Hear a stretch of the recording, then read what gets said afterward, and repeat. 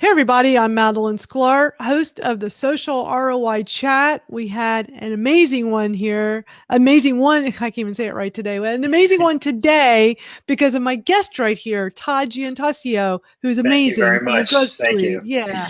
Oh man, Todd, was that an awesome, awesome chat.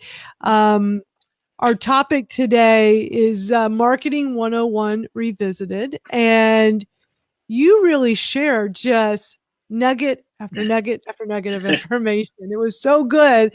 So I'm Thank you. eager to chat more and Yeah. get your expanded thoughts now that we've moved from Twitter to video. Yeah. But before we dive in, can you tell everybody a little bit about yourself and what all you do? Sure. So I'm Todd, the founder of the Growth Suite and a marketing agency called Tresnick Media. I've been working in digital marketing for 10 plus years now, helping clients with building websites, social media, SEO, blogging, email marketing, et cetera, et cetera. I'm a big tech geek and marketing geek, so I'm just like I dive into everything that's out there. Over the last 10 years, I've been helping clients by providing done-for-you services and as an extension of the marketing team. And as you know, over the last 8 to 10 months, I've been developing the Growth Suite, which is really something more for the virtual entrepreneurs, solopreneurs, small business owners to really get them trained and equipped with not just the tools, but also the knowledge and strategies with how to grow their business, how to reach their customers, get more sales, and really build a business online, whether or not their business is offline. That's actually one of the fascinating things I find is how to take an offline business and use online strategies to help grow with better leverage. But that's really what we're doing now is creating the tools and training and mindset for entrepreneurs to be able to do this themselves. You're really good at that. I mean, you definitely know how to help businesses with their online marketing, how to get seen and heard. You build websites. You've helped me with a website for my podcast that Kimi Hoysa and I do called Communities That Convert. And it's been really awesome working with you in that capacity and seeing all the great things you do at the Growth Suite. It's really impressive that when someone signs up, you really over deliver. You provide so much value. I'm like always blown away, like this constant stream of info and creating all these videos of how to do basically everything. Anyone that is a small business that needs a web presence, that needs that online presence, that needs to be doing funnels, sales pages, like you're like that all-in-one shop. Yeah, that's the game plan. So, hopefully that, I can continue to over deliver and we can create it so it scales up. And really, I want to be able to empower as many entrepreneurs as possible, right? That's the mission. And that's where client services kind of handcuffs you to that, right? You're tied to how much time you have. But by creating the membership program and the software stack that we're able to deliver, we can help an unlimited amount of people. So, which is great. I love that. Yeah. So today we talked about marketing, a wide variety of things, which was awesome, and you really show your expertise because I mean I was watching your tweeting, your answer tweets, and I was like, wow, it was mind blowing. And so I want to spend some time going through some of these questions, hearing your expanded thoughts. And for those that are watching live, feel free to jump in. I see that Sophia's here. Great to have you. Good to see you here. And hey, Sophia. Yeah, it's always nice having people come over from the chat over to the live stream. And then, of course, anyone that's watching the replay, we love you just as well. And you can always feel free to throw in a question or a comment because we'll still see that. Yeah. Make sure you tag me if you are watching this in the future, and we'll hop in the DeLorean and come answer your questions then. Exactly. Yes, because we want to still be able to respond. So Todd, let's start with question number one. How do you determine whether there is a market for your product or service? So the biggest thing, and I think needs to be addressed before even answering that question specifically, which I did in the chat, is like a lot of business owners, entrepreneurs, like they get this idea and they're like, this is the first thing ever. Like there's nothing like it in the world. It's amazing. And like, and that's great, and I'm glad you're excited about it, but usually there's a reason that there's no market for it yet. So if you're solving a problem that no one has, you want to make sure you don't spend too much time, and money, or 6 months down the road and you lost all your savings before you realize that there's not really a market for it. So you want to make sure that there are people who recognize the problem that you're solving, and you can do that by really looking and finding out other products in the market. I heard someone years ago that had a fitness training product, and he came to me and we were talking about how to get this out. And I said, all right, well, who's some of your competitors and whatever. And at the time, I wasn't too familiar with like the professional sports training, and he says nothing. There's no competitors. This is the first thing, and every athlete needs to have it. And the way he described it, it sounded unique to me. And then after realizing it was resistance bands. It was a resistant band that you hooked up like to the fence. And I mean, there's a million of these, and there are competitors. So, recognizing where your competition is and that there is a market. So, going to Amazon, Yelp, Google reviews, and seeing what people are saying about the existing ways they solve the problems. Even if it's not products, but if it's on Amazon, look for books around the topic and see what people are saying. Make sure people are talking about it. And you can, do some Google keyword research to see, are people searching for the problem and all that kind of stuff. So I think that's the way to start to make sure that you have opportunity there in your marketplace.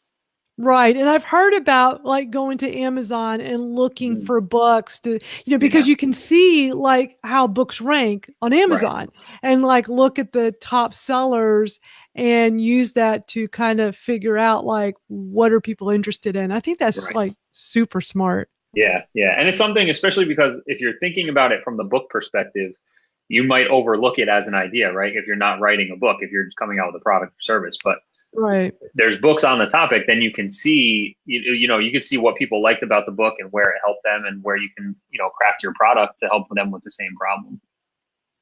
Exactly. So question number 2, I love this one so much. What is the spray and pray approach, and why is it so unsuccessful? So spray and pray, whether they know it or not, is what a lot of businesses and marketers are doing out there. And it's not having any kind of strategy. It's just basically going out and posting random updates. You see like a Twitter account that has one tweet every 3 weeks or something, or a Facebook status update once a week, and they randomly send out 3 emails a year. There's nothing really consistent. They're just kind of doing a bunch of random stuff, random acts of marketing, right? There's nothing consistent to build up their awareness. That's the one piece where they're not doing anything consistent. But then it's not having a sequential system to create awareness and then generate leads and then nurture those leads into driving sales, right? So spray and pray, a lot of people look at as the random acts of marketing and just doing a bunch of random stuff and hoping it works. But the other side of it is, if you're just like promoting your business in general, but you're not promoting a specific way for people to engage with you and then, get a sample of what you have to offer, you're not going to be able to turn that attention that you do get into actual sales. So make sure you're consistent and you have a strategy around who you're talking to, what you're saying, the kind of value that you want to provide, and make sure that you have that funnel in place so that there is a system that can take your promotion and conversations and broad communication back to actual business results, right? Right. And, I think it's important to talk to people to see, how much of a need there is. I know we talked about this during the chat. I had mentioned this program I have called Video Like a Rock Star. I help women who are struggling to do video. They haven't pressed the button to record videos and shared it online. And for a lot of them, it's confidence issues. And I spent a lot of time just having one-on-one conversations with women, just talking to them about this and getting lots of information to help me like figure out, is this something that's viable? Is this something that people need? And it seems like a lot of people, they just want that fast approach, right? They don't want to do, because this was work. This was a lot of work, because, we don't think about, doing one-on-one to find out, if people need it. So it was some work, but it was really worth it in the end, because having these one-on-one conversations and really finding, what were these needs, it was Yeah. invaluable. It was like, major market research. Absolutely. And it helps you in so many different ways when you're able to talk with people, because one, you haven't yet, when you have something new, you don't know exactly how to communicate it in a concise manner that can be delivered in a headline on a sales page or that kind of thing. So when you talk to people, you get the opportunity to add more context around it and kind of navigate the conversation around their questions while you're talking to them. But you also get to hear what they're saying back to you. So that feedback loop that you get is so essential to understanding the words that they use, right? Because part of the problem being an expert is that you know way more than they do. So you're going to start using phrases and terms and stuff that they don't understand, but sometimes they're too embarrassed to stop you and say, I don't know what that is. Or in other terms, like there's sometimes where, because if we're not talking about another language, or like when it comes to like web development and you're talking about coding, it's easy for someone to say, wait, I've never heard that word before. What does it mean? But when you're talking about video, you're using the English language and words that people do think they understand. So when they hear you talking, they're nodding along, trying to keep up, and they think they understand, but they're really not, they're not fully comprehending what you're saying. So when you're able to talk to them live, you can see their face, like, are they just giving you like, or are they engaged with you? So you get to see the right way to talk to people about certain things. So.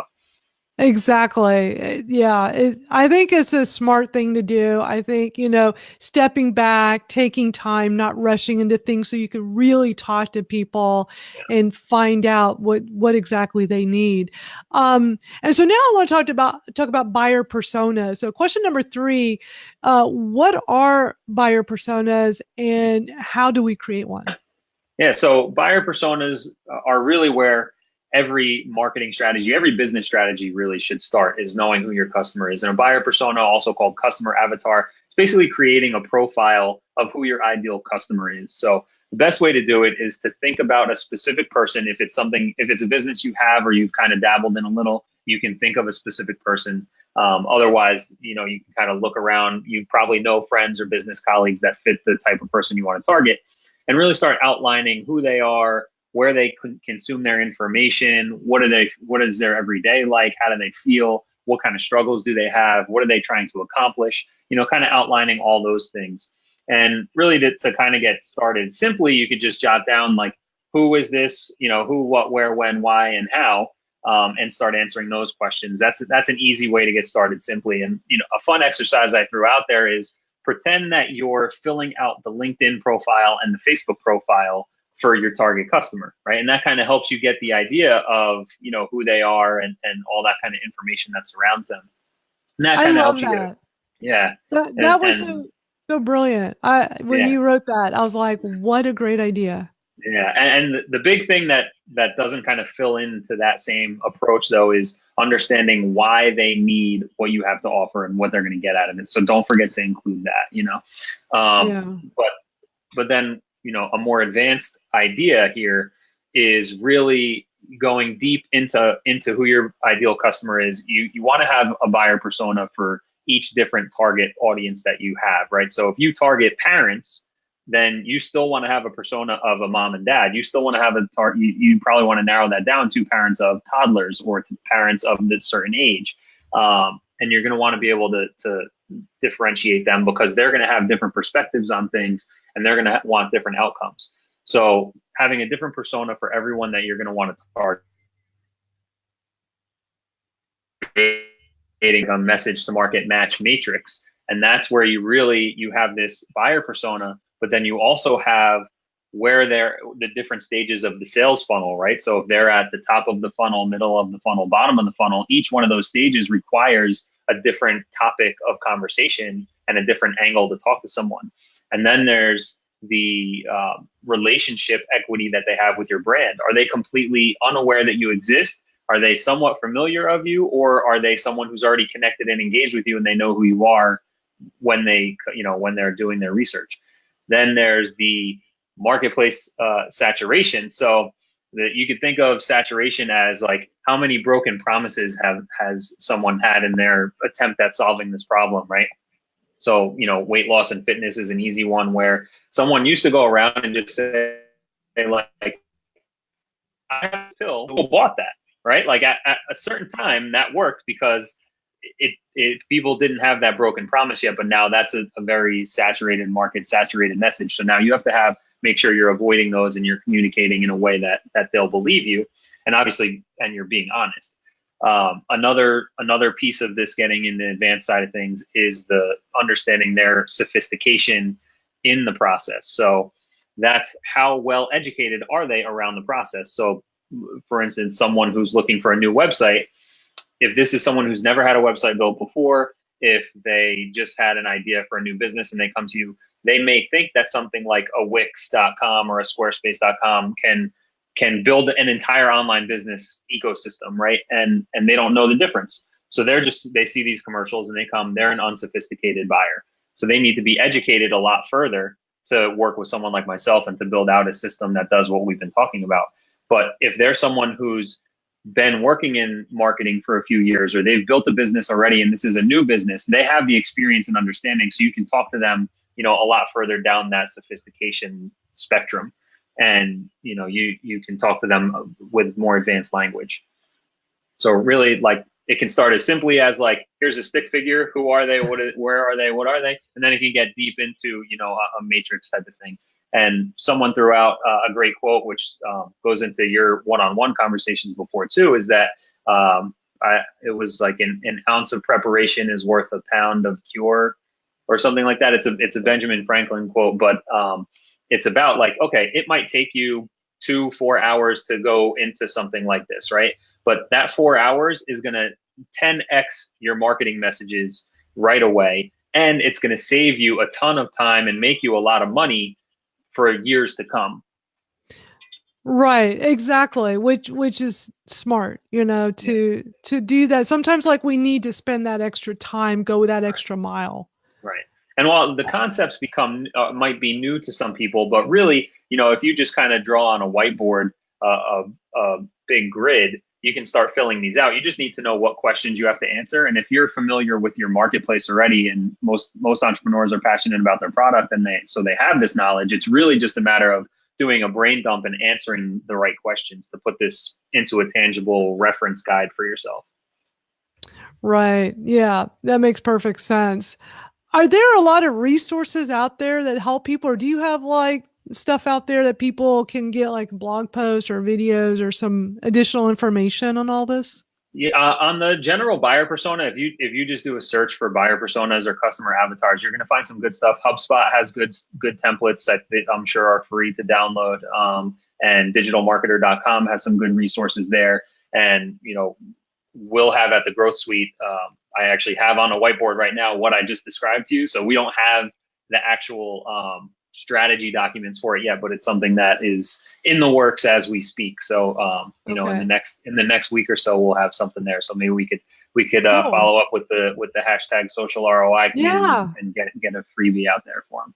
That would be awesome. Yeah, if you can get that to me, I could even like share that next week and on the chat and say, here's something from Todd from last week's chat. So let's definitely coordinate that. Let's go ahead and jump over to question number 5. Knowing, now that we're kind of leading up to this, knowing your customers' pain points and desires is important, but understanding their buying behavior is key. So what is this? Yeah. So this is about like really thinking about the world that we live in today, how convenient everything is for everyone. Everything is at everyone's fingertips. Like I can, in the next like 60 seconds, I can book a car to a hotel room tonight that I currently don't have anything for yet, right? Like it just happens that quickly. So we live in a world of convenience, and we need to cater to our target audience and how they like to do things. So if people are searching on Google, we want our content to show up on Google. If our audience is hanging out and spending time on Instagram, that's where we want to be publishing content, searching hashtags, commenting. If people like to communicate via messenger bots, then we need to be able to cater to our audience, because that's where a lot of people more, especially in our world, people are a little more advanced and early adopters in communication technology, and messenger is really where things are happening. But if you're targeting an audience, and this is not even an age thing, it's really a cultural thing, depending on who they are. if you're targeting an audience that doesn't even have Facebook Messenger on their phone, then that's not a good approach to reaching someone. So you need to know your audience and how they behave with them. So you have, you have an email that's best getting a 35% open rate if you're lucky. If you can reach them because they're on Messenger, you can really increase that, or vice versa. Someone's not on Messenger yet, you're going to get a 0% open rate. They're not even going to know you messaged them. So you need to know where they are and really communicate with them. And then the same thing goes for when they're buying. Is it someone who likes to use Apple Pay, which is, I think, even on my computer now, but you put your fingerprint down and it pays? Is it someone who that's how convenient they want their payments to be? Or is it someone who wants to fill out the information and really, they don't fully trust the buying like that yet? So, or is it someone who only will use PayPal when buying online? So you need to understand how they're buying things so that you can cater to them. And something we didn't get in the chat, but just type of things that people buy. And this can really create higher profit margins for you, create customers faster and longer, is if you sell website services or marketing services that cost $5,000, $10,000, $20,000, that's not a quick purchase. It's not a quick decision. No matter how good you are, it's going to take time to build a relationship, even if that's only a couple of weeks. It's not happening on the spot. People aren't searching for that with their credit card. But can you cater to a faster behavior by selling them a virtual website planning workshop? And it's a 60-minute workshop with a planner template that they can download right away, and that costs $99.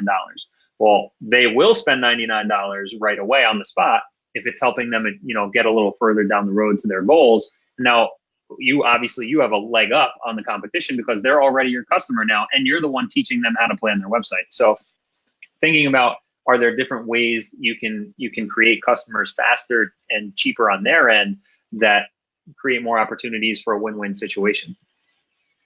That's amazing. Like, this is just such great information you're sharing. I love it. Let's go ahead and end this with the last question. Question number 7. Making your customers feel valued is the secret to ongoing business. Yeah. We know that. How do you do this? What are good ways to do this? Yeah, so it again starts with doing things that aren't going to scale, right? It's having those one-on-one conversations with new customers and ongoing customers. Follow up with people after they've been using your product. That's one way to do it, is by communicating. And I think humanizing your brand, and this goes for the marketing messages and your customer support, is just being authentic and being yourself. Being a person that they want to actually talk to is going to help build a stronger bond with you, and find out ways that you can create affinity with them. Like I mentioned in the chat, like, I'm a big Giants fan and a big sports fan. So if I can bring that up and someone else is a football fan or a Giants fan specifically, there's a much stronger bond there just because we have that kind of connection. And finding ways that you can build those kind of connections with your customers. And that's only going to happen by being authentic and being yourself. The good news is it's a lot easier to do things when that's how you behave anyway, because you don't have to prepare so much or, craft special messages or special anything. Like, you just have to be yourself. So not only is it better for business, but it's actually easier and faster too.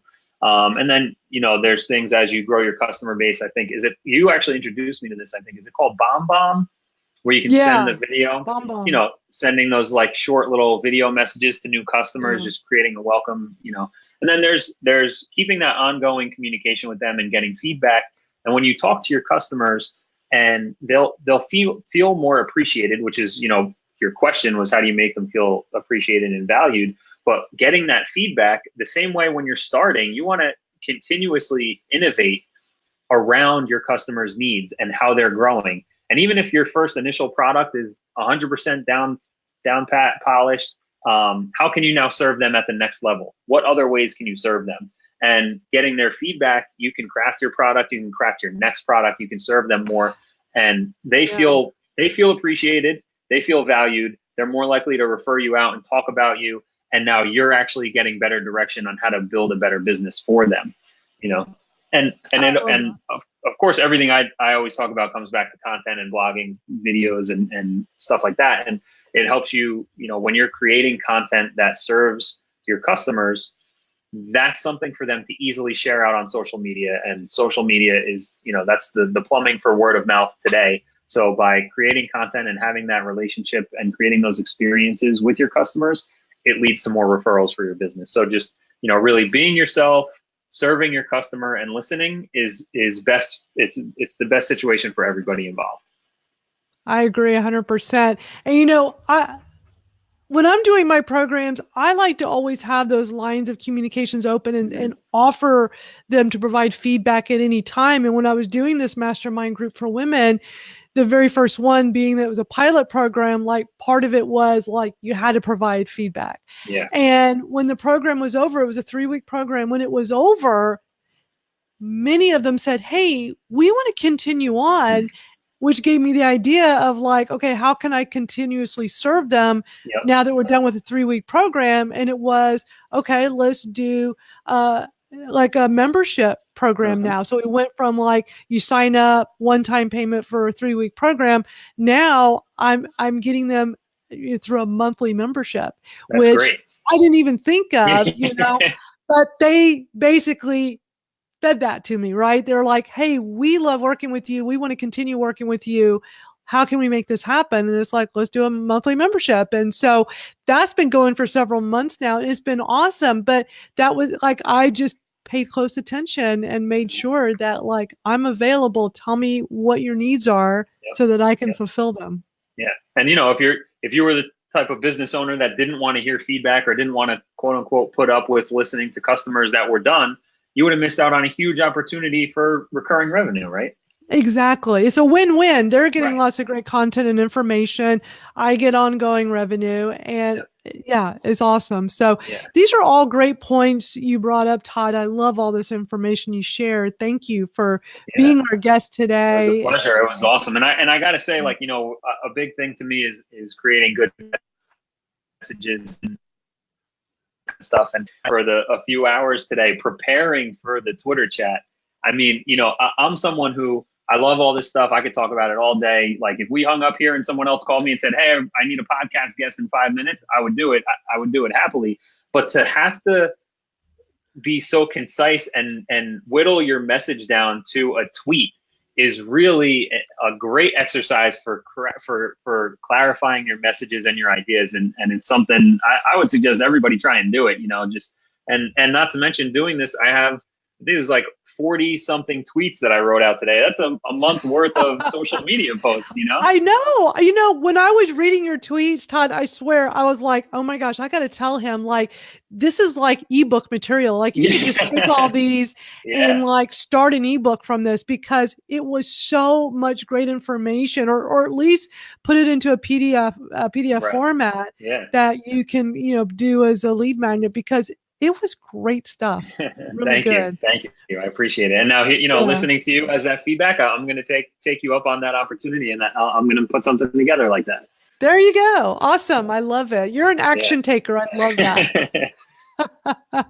Well, this has been so great. What are the best ways? I'm going to post your Growth Suite Twitter. Yep. What are some good ways for people to get in touch with you? Yeah, Twitter, Facebook, hit me up, add me as a friend, shoot me a message, let me know where you came from. If you're watching this live, or it's Tuesday afternoon, I think I have running until Friday. If you go to thegrowthsuite.com/contest, running a contest to give away a copy of Donald Miller's great book, How to Build Building a Story Brand. I think it's the best book on how to craft your message. I signed up. And all that kind of stuff. Yeah. So, if you want to put your referral link in there to get yourself more entries in the comments. But yeah, thegrowthsuite.com/contest. If you catch this by Friday afternoon for a chance to win that would be cool for you guys too. Okay, I'm getting that link as well. So, and you're using like some pretty cool tools that are running, like you're using Thrive on WordPress, right? And so this contest system is super cool. So I'm like digging this. I want to definitely try something like this. And it's built into your Growth Suite site. So you have it already with communities that convert if you want to test it out, and we'll get that on your new stuff too. So and for anybody who's looking, if you want to test it out, go check it out. If you see this after Friday, the way it works is, viral contest. So You enter your email address to sign up, and then you get an opportunity to share a unique URL that will track everyone who signs up through your share, and then you get more entries into the contest. So creates a viral loop around that. Right. Which is great. And I see more and more people using this, and I think that's super smart. So if anybody wants to go check that out, go to growsuite.com/contest and check it out. So thank you so much, Todd. Appreciate you've been so generous with your time today. Thank you so much for being our guest. And thank you to everybody that were here with us. We appreciate you, whether you're here live or watching the replay. Thank you so much. We'll be back again next week with another awesome guest. So until then, I'll see you out on Twitter. Bye. Bye, guys. Thanks, Madalyn.